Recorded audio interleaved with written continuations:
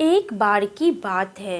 एक छोटे से गांव में 4 लोगों का एक परिवार रहता था। पिता किसान थे और माँ गृहिणी थी।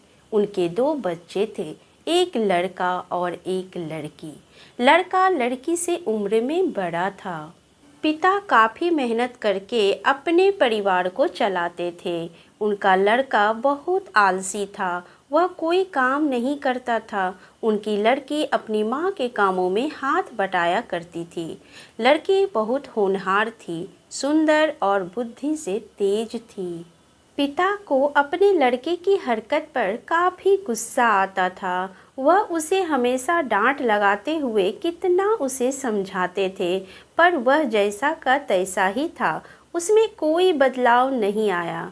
उसकी बहन भी उसे बहुत समझाया करती थी, भाई तुम कुछ काम क्यों नहीं करते हो? देखो भाई, पिताजी कब तक तुम्हें ऐसे बिठाकर खाना खिलाते रहेंगे? तुम्हें कुछ ना कुछ तो करना ही पड़ेगा। कल को अगर पिताजी बीमार पड़ जाते हैं तो घर का खर्च कैसे चलेगा? देख भाई, तुम्हें कुछ काम करना चाहिए। तुम ऐसे पिताजी के ऊपर कब तक बोझ बने रहोगे? लड़का अपनी बहन से बोलता है, चल बस हो गया, अब अपनी बकवास बंद कर। जा मेरे लिए कुछ खाने को ले आ। मुझे बहुत तेज भूख लगी है। और हाँ, मैं कोई काम करने के लिए नहीं बना हूँ। मैं तो बस ऐश करूँगा। मेरी जिंदगी ऐसे ही कटने वाली है, देख लेना तुम। लड़का अपनी बहन की कोई बात नहीं मानता है। वह इसी तरह से आलसी निकम्मा बना रहता है। लड़की भी उसे समझा समझा कर थक चुकी थी। घर के सारे लोग उसकी हरकत देखकर काफ़ी परेशान रहते थे।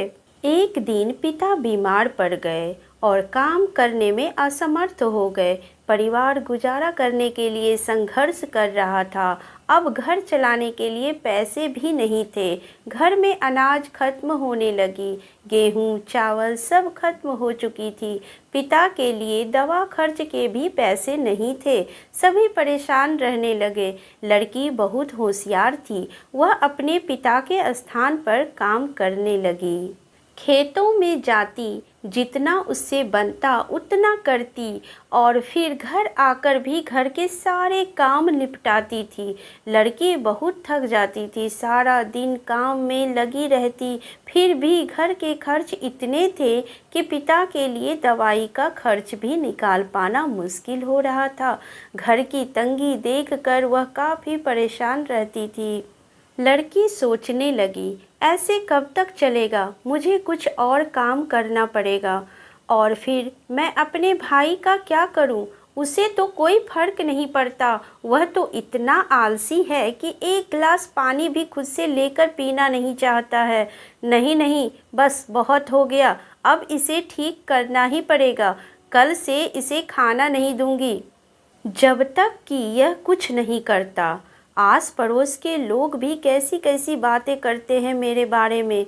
भाई मेरा ऐसा है, घर पर पड़ा रहता है और मैं खेतों में काम करती हूँ। सब लोग मेरे ऊपर हंसता है। बस बहुत हो गया। अब मैं कल से इसे खाना नहीं दूंगी। जब खाना नहीं मिलेगा तो अपने आप अकल ठिकाने पर आ जाएगी। लड़के को जब भूख लगी तो उसे खाने के लिए कुछ भी नहीं मिला।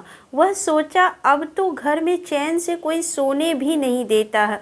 सोना तो दूर, अब भरपेट खाना तक नहीं मिलता है।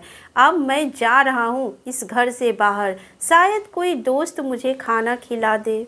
लड़का जब घर से बाहर निकलता है तो उसे देखकर सब लोग हंसने लगता है। अरे देख देख, यह वही है जो अपनी बहन के पैसों पर पलता है। हा हा, इसकी बहन खेतों में काम करती है और भाई घर में रोटियां तोड़ता है। निकम्मा निठल्ला कहीं का, इसे तो शर्म भी नहीं आती।